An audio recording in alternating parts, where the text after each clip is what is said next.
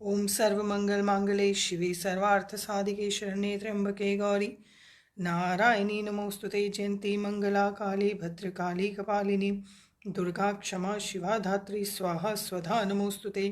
यस्मिन् सर्वं यतो सर्वं यः सर्वं सर्वतश्च यत् यश्च सर्वमयो नित्यं तस्मै सर्वात्मने नमः। ओम गुरुर्ब्रह्मा गुरुर्विष्णु गुरुर्देवो महेश्वर गुरुर्साक्षात् परब्रह्म तस्मै श्री गुरुवे नमः। ओम भगवान के चरणारविंद में उपस्थित होकर हम नित्य प्रति भक्ति और शक्ति का दान मांगते हैं। भगवान की बड़ी कृपा होती है जब हमें सत्संग मिलता है। यहाँ पर हम श्रीमद् भगवद गीता का पारायण कर रहे हैं, जिसमें भगवान विषाद युक्त अर्जुन को ब्रह्म विद्या का ज्ञान दे रहे हैं।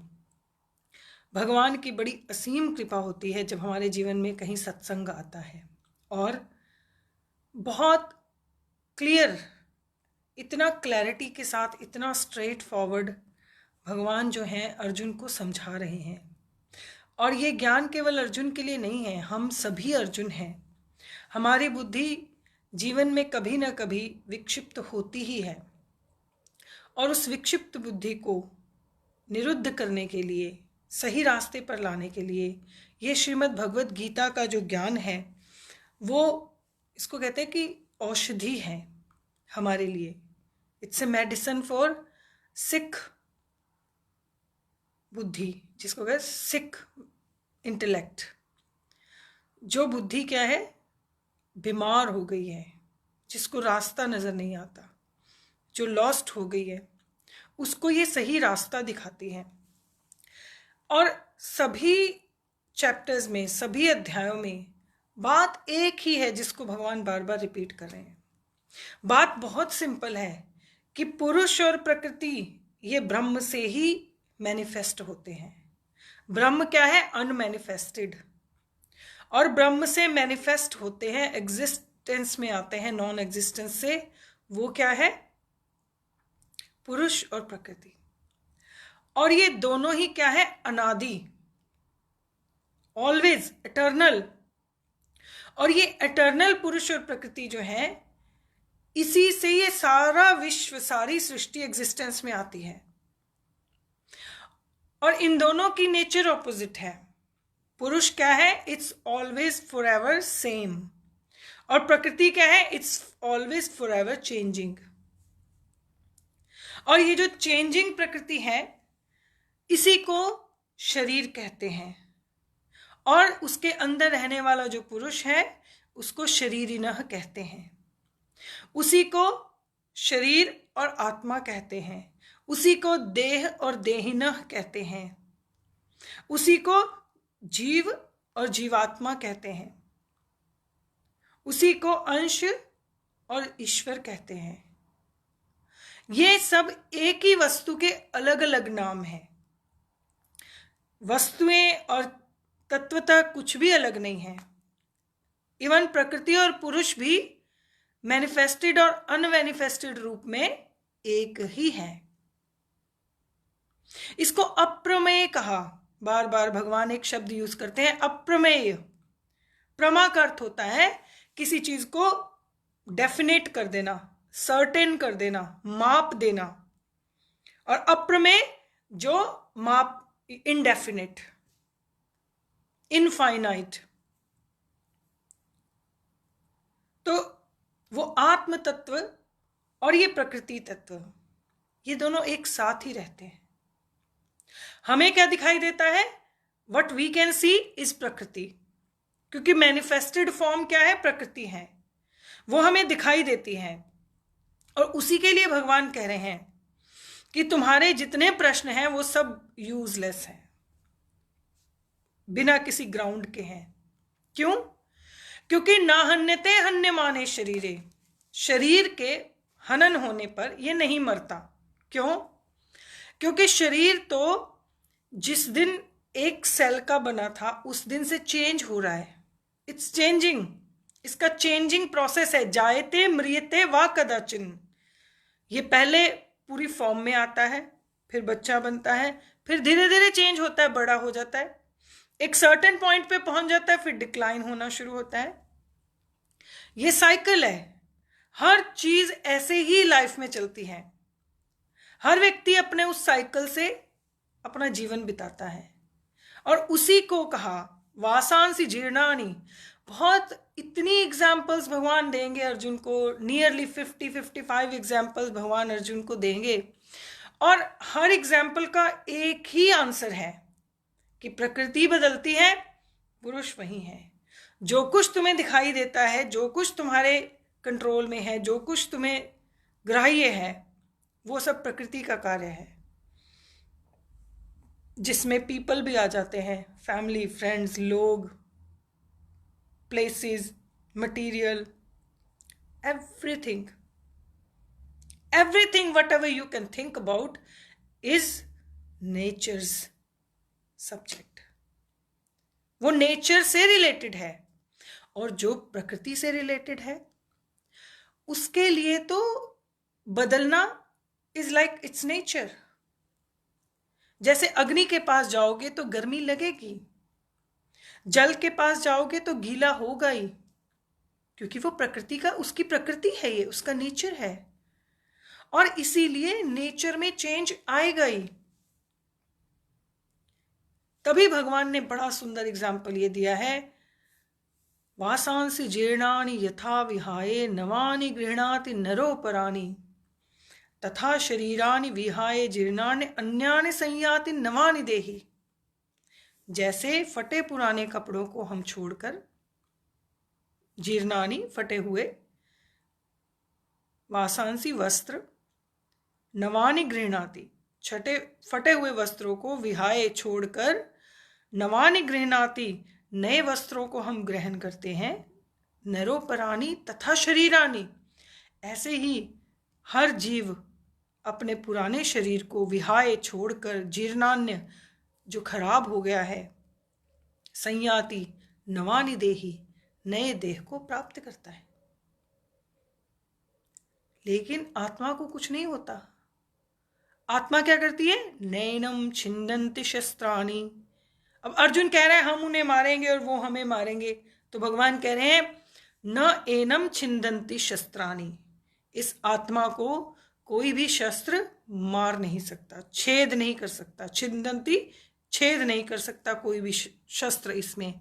न एनम दहति पावक, इसको कोई भी किसी भी प्रकार की अग्नि जला नहीं सकती।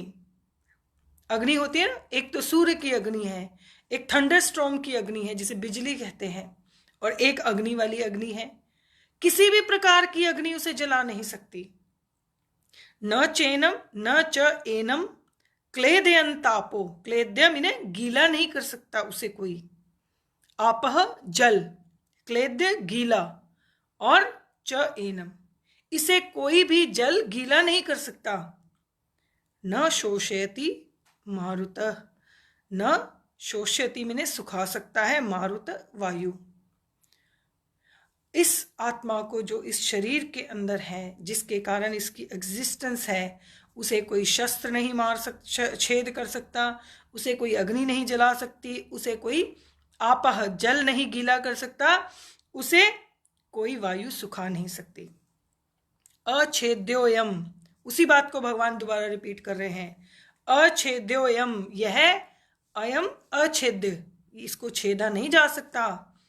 अक्लेद्यो अधायोयम, इसको कोई दहन नहीं कर सकता। अक्लेद्यो अशोष्य एवच। पूरी फोर्स के साथ भगवान दोबारा इसी बात को रिपीट कर रहे हैं कि तुम जो कह रहे हो कि तुम इन लोगों को मार दोगे, ना ये छेदन होता है इसका, ना ये जलाया जा सकता है, न क्लेद्य, ना ये गीला होता है, ना सूखता है। ये क्या है? नित्य, इट्स एटर्नल, सर्वगत, सब जगह इसकी गति है, स्थाणु स्थिर है, फर्म है। अचलोयम, अचल है, और सनातना, ये फॉरएवर है। तो भगवान आत्मा की क्वालिटीज बता रहे हैं, और जब तक आप अगर इस बात को नहीं समझोगे कि आपकी आत्मा आप हो, आप आत्मा का ये शरीर है। सारी फिलॉसफी तब समझ में आती है जब आप आत्मा का शरीर है इस बात को समझो। शरीर की आत्मा नहीं, मेरी आत्मा नहीं। मैं बार बार यही बात रिपीट करती हूं कि वेद कहता है तुम्हारा सारा विजन उल्टा हो जाएगा। 9 और 6 में ज्यादा अंतर नहीं होता ना, 9 को भी ऐसे लिखते हैं, 6 को ऐसे लिखते हैं, उसको उल्टा कर दो तो 9 है। लेकिन संस्कृत में भी ऐसे है। लेकिन अगर आप ये सोचोगे कि आपका शरीर आप हो और आपकी आत्मा है कोई, तब आपको ये बात समझ में नहीं आएगी। आप स्वयं में आत्मा हो। ये जो बोल रहा है ये आत्मा के प्रकाश में ब्रेन और मुंह मिलकर बोल रहा है। बुद्धि इन्वॉल्व होती है और सिग्नल भेजती है, तो मुख से बात बाहर आती है। लेकिन किसके प्रकाश में? आत्मा के प्रकाश में। तो आत्मा इस शरीर का प्रयोग करती है, उसके प्रकाश में सब कुछ अपने आप होता है। इसीलिए वो नित्य है, सर्वगत है, स्थाणु स्थिर है, अचल है और सनातन है। फिर कहा अव्यक्तोयम अचिंत्योयम अविकारो एयम उच्यते। उच्यते मीन कहा जाता है। क्या कहा जाता है? वह अव्यक्त है। जैसे अगर ये हाथ है, ये दिखाई दे रहा है तो ये व्यक्त है, ठीक है ना, ये व्यक्त है। लेकिन वो क्या है? अव्यक्त, unmanifested, undefined. You can't pin point ये आत्मा है। नो, इस शरीर में हर सेल की अपनी आत्मा है। अगर हर सेल की अपनी आत्मा ना हो तो इस शरीर में से ब्लड निकाल के किसी और को दे दो तो उसमें कैसे काम करेगा? You can't just pinpoint. You can't define it. It's अव्यक्त। अव्यक्त है, अचिंत्य, अचिंत्य, कंट्रोल नहीं ऐसे कर सकते आप उसको। अचिंत्य और अविकार, उसमें कभी विकार नहीं आता, वो चेंज नहीं होता। विकार का मतलब जिसमें चेंज आ जाए। जैसे दूध है, उसका दही बन जाता है, फिर मक्खन बन जाता है, फिर घी बन जाता है, उसको विकार कहते हैं। लेकिन इस आत्मा के अंदर कोई विकार नहीं आता। जितना विकार है वो शरीर में आएगा, मन में आएगा, बुद्धि में आएगा, इंद्रियों में आएगा, पर ये आत्मा क्या है? साक्षी। आपको प्यास लगी है, उसको ये विटनेस करेगा कि आपको प्यास लगी है। आप उस प्यास के लिए पानी पीते हो तो वो उसको विटनेस करेगा, आपने पानी पिया और सुख पाया। आपको पानी नहीं मिला और आपने दुख पाया, वो उसको विटनेस करेगा। ना उसको थर्स्ट से कोई लेना देना है, ना पानी पीने से लेना देना है, उसके सुख से, ना पानी ना मिलने के दुख से। It's only experiencing. ये क्या है? अचिंत्य और अविकार्य, केवल विटनेस करता है हर चीज को। इसीलिए इसको क्या कहा जाता है? अव्यक्त, अचिंत्य और अविकार्य। तस्मात् देवम विदित्वैनम। विदित, जहां विधि शब्द देख लो ना, विदित मतलब जान लो। विद धातु से वेद बना, विद धातु से ही विधि, विधि, विधि। विदित्वैनम, इसको तुम एनम विधि, तुम इस बात को जान लो। किस बात को जान लो? तस्माद एवं, जो कुछ मैंने तुम्हें ऊपर बताया है। नानुशोचितुम अर्हसि, भगवान फिर बार बार कह रहे हैं नानुशोचितम, मत सोचो। हम जितनी एनर्जी, जितना टाइम, जितना लाइफ का अपना पार्ट यूजलेस, वर्थलेस बातों को सोचने में बिताते हैं, तो भगवान कहते हैं बार बार कि तुम वो सोचो मत। जो हो गया उसके बारे में सोचते हैं, जो होने वाला है उसके बारे में सोचते हैं। जो टाइम प्रेजेंट है उसको हम चिंतन में नहीं लगाते। इसीलिए भगवान ने बार बार ये उपदेश दिया, आदेश दिया, नानुशोचितुम अर्हसि, मत सोचो। तुम्हें उसके बारे में सोचना अर्हसि नहीं चाहिए। अथ चैनम नित्य जातम। अब एक और बात भगवान कहते हैं, अथ च एनम, अथ च एनम नित्य जातम।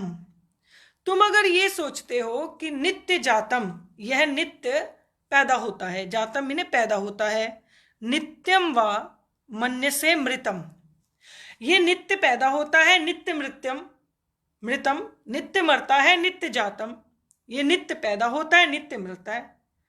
तथापि तुम, अगर पता ही है कि ये नित्य पैदा होगा, नित्य मर जाएगा, तथापि फिर तुम क्यों, किस लिए, हे महाबाहो, फिर तुम किस लिए परेशान होते हो?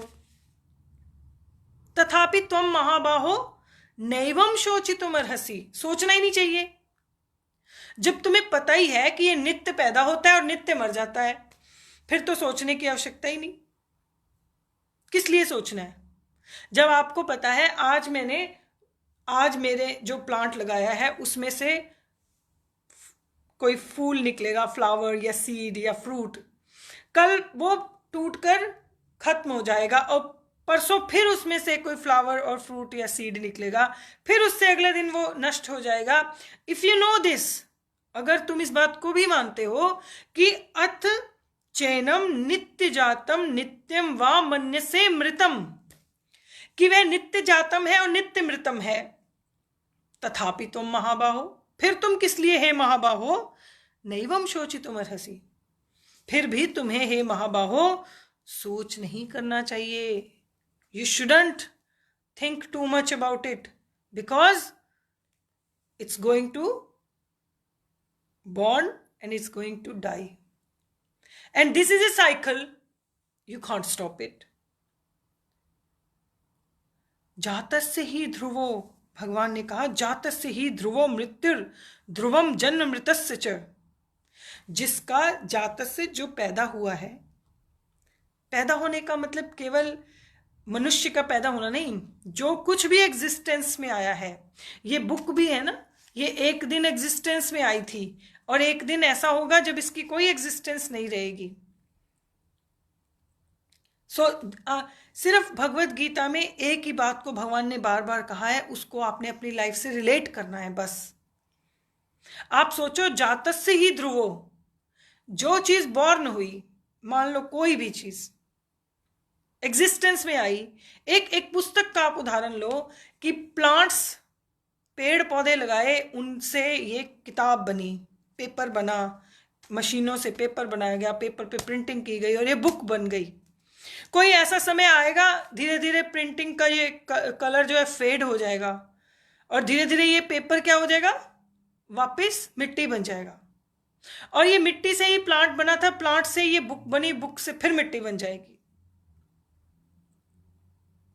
जातस्य ही ध्रुवो, ये बहुत बढ़िया वर्ड है। जो एग्जिस्टेंस में आया है, जिसका जन्म हुआ है, मृत्यु ध्रुवम, जो एग्जिस्टेंस में आया है उसको नॉन एग्जिस्टेंट एक दिन होना ही है। जो बॉर्न हुआ है उसको एक्सपायर होना है। जन्म मृतस्य च ध्रुवम जन्म मृतस्य च, जो आज जन्म लिया है उसको कल मृत्यु को प्राप्त होना है, और जो आज मृत्यु को प्राप्त हुआ है उसको कल एग्जिस्टेंस में आना ही है। This nature is changing only the forms. You can never create energy, you can never destroy energy, it just changes it's forms. ये तो आपको साइंस भी बता देती है कि एनर्जी तो क्रिएट और डिस्ट्रॉय नहीं कर सकते, इसको केवल फॉर्म चेंज होती है। Same thing happening to us, our form, our body is changing all the time। और यही भगवान उसको कह रहे हैं, तस्माद अपरिहर्यार्थे न शोचितुम अर्हसि, न तुम शोचितुम अर्हसि। तो अपरिहार्थे तस्माद, ऊपर वाली जो बातें कही गई हैं उसको तू अगर जान ले, उसके विषय में जान ले, न तुम शोचितुम अर्हसि, तो भी तुम्हें सोचना नहीं चाहिए। ये बातें सोचने के योग्य नहीं है। अव्यक्तादीनि भूतानि व्यक्त मध्यानि भारत अव्यक्त निधनान्नेव तत्र का परिदेवना। ये तो बहुत, just you have to sit in meditation, ध्यान करो और सोचो। माँ के गर्भ में आने से पहले हमारी कोई एग्जिस्टेंस नहीं थी। क्या एग्जिस्टेंस थी? कोई नहीं जानता था। मैं हमेशा कहती हूँ, जो आपका बर्थ डेट है उससे आप 1 साल पीछे चले जाइए और उसी सेम डेट को 1 साल बैक में जाकर आप सोचिए, अव्यक्तादीनि भूतानि, ये जो भूत मीन्स एग्जिस्टेंस में ये जो सारे प्राणी हैं, व्यक्त मध्यानि भारत, एग्जिस्टेंस में आने से पहले ये क्या थे? अव्यक्त थे। भारत, हे अर्जुन, ये जितने प्राणी मात्र तुम्हें दिखाई देते हैं, ये सब एग्जिस्ट जब नहीं करते थे, प्रकट नहीं हुए थे, तब तक ये क्या थे? अव्यक्त थे। अव्यक्त निधनान्येव, और जब इनका शरीर डिसअपियर हो जाएगा उसके बाद भी ये क्या हो जाएंगे? अव्यक्त हो जाएंगे। तत्र का परिदेवना, फिर ये जो बीच का है ना टाइम पीरियड, केवल वही तो है जो तुम्हें दिखाई देता है ना? तत्र का परिदेवना, उसके लिए तुम इतना शोक क्यों प्रकट करते हो? पहले भी वो क्या थे? अव्यक्त थे, और एवरेज लगा लो 100 ईयर्स के बाद भी वो क्या होंगे? अव्यक्त होंगे। केवल तुम्हारे पास ये बीच का ही समय है ना, जितना उनका समय है उतने के साथ तुम्हारा क्या है? अटैचमेंट है, आसक्ति है। पर का परिदेवना, किस लिए शोक प्रकट करना है? किस लिए शोक करना है? क्योंकि अब इट्स डिफिकल्ट, हमें इस बात को डाइजेस्ट करना भी मुश्किल लगता है और रिलेट करना भी मुश्किल लगता है, क्योंकि हमारी जो बुद्धि है वो इस चीज़ के लिए यूज्ड टू है। क्या यूज्ड टू है? हमें पता है कि हमने एक वस्तु खरीदी है, क्योंकि वो नॉन लिविंग है, वो वस्तु है। मतलब कुछ लोगों का तो प्राण वस्तुओं में भी होता है, तो वो वस्तु के भी when something materialistic also expires or breaks, they feel so bad. But सबसे ज़्यादा मुश्किल क्या है कि जिसके साथ आप अटैच्ड हो, जो just come to them family and friends, because Arjun का दुख कहाँ है? फैमिली और फ्रेंड्स में। जो लोग फैमिली और फ्रेंड्स के नाते हमारे साथ हैं, जिन लोगों के साथ हमारा कनेक्शन है, उनके बारे में हमें सोचना मुश्किल लगता है। It's very hard. अर्जुन की स्थिति और भगवान का शब्द, भगवान का शब्द चाहे कितना भी सत्य है, but it's hard to understand, not to understand, to relate. Understand हर व्यक्ति, मेरे को लगता है कि कोई ऐसा व्यक्ति दुनिया का नहीं है जो इस बात को अंडरस्टैंड नहीं करता। Very few people they don't understand, but most of the people understand कि ये सत्य यही है, but it's hard to relate. बहुत मुश्किल है रिलेट करना कि अव्यक्त था, जब तक तो वो व्यक्त था तो हमें उससे कोई कनेक्शन नहीं था। इवन भगवान की एक मूर्ति जो मैनिफेस्ट होकर सामने आ जाती है, हम उसके साथ अपना कनेक्शन बनाते हैं, उसको कुछ हो जाए तो हमारे लिए बड़ा मुश्किल होता है उस बात को भी डाइजेस्ट करना।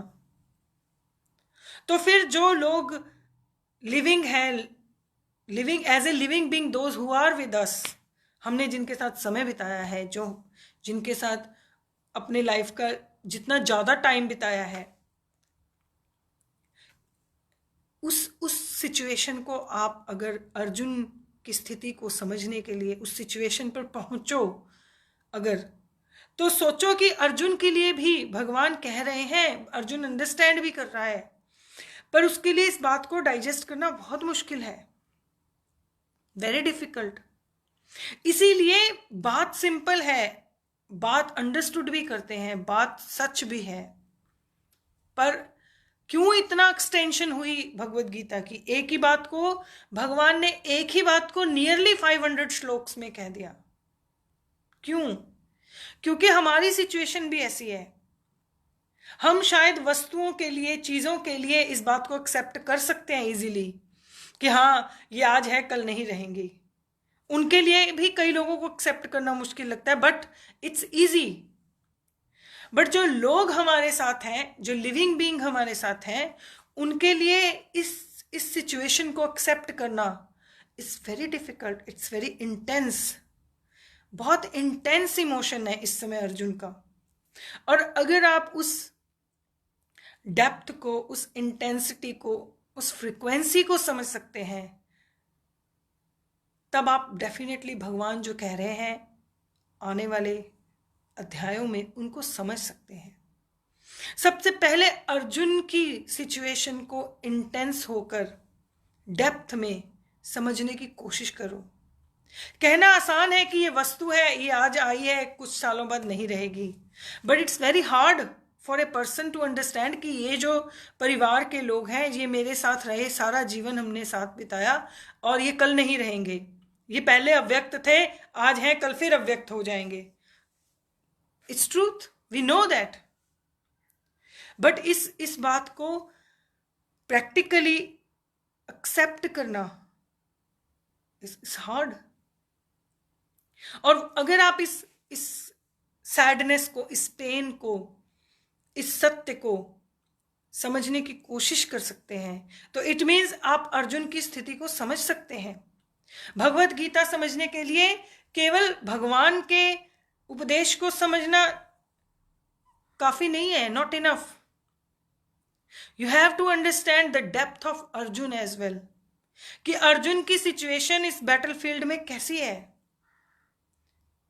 उसको पता है कि धर्म युद्ध है, उसको पता है मुझे न्याय के लिए लड़ना है, धर्म के लिए लड़ना है। उसको पता है कि मृत्यु और जन्म जो है वो ध्रुव अवश्यम भावी हैं, होंगे ही। It's a universal truth, birth and death. But it's very hard to accept. और जितना आप अर्जुन की स्थिति को समझेंगे, उतना ही आपको भगवान की बात ज्यादा समझ में आएगी। भगवान ने कहा कि अव्यक्तादीनि भूतानि व्यक्त मध्यानि भारत अव्यक्त निधनान्येव तत्र का परिदेवना। जो अव्यक्त थे वो व्यक्त हो गए, जो व्यक्त हैं आज वो अव्यक्त हो जाएंगे। फिर तुम किस लिए परिदेवना, शोक करते हो, दुखी क्यों होते हो? क्यों दुखी है, ये धीरे धीरे अर्जुन भी अपनी प्रॉब्लम बताएगा। अर्जुन भी बताएगा कि जैसे हम लोगों के लिए हम फील करते हैं कि मुश्किल है, अर्जुन भी फील कर रहा है कि आपने कह तो दिया, पर हमारा ये जो थोड़े से समय का ही चाहे कनेक्शन है, कुछ 100 सालों का ही, उसमें हमें सोचना मुश्किल लगता है। तो इसीलिए अब भगवान आगे और डिटेल में अर्जुन को बताएंगे कि किस प्रकार का आश्चर्य है, किस तरह की ये मिस्ट्री है, सीक्रेट ऑफ नेचुरल लॉ है। तो अर्जुन की स्थिति को भी समझिए और भगवान के उपदेश को भी समझिए। जब तक आप कहते हैं ज्ञान को समझते हैं, पर अगर किसी के हृदय के भाव को नहीं समझते, तब तक ज्ञान जो है वो डाइजेस्ट नहीं होता। तो हम दोनों को साथ लेकर चल रहे हैं, दोनों को समझने की कोशिश कर रहे हैं। हरि ओम।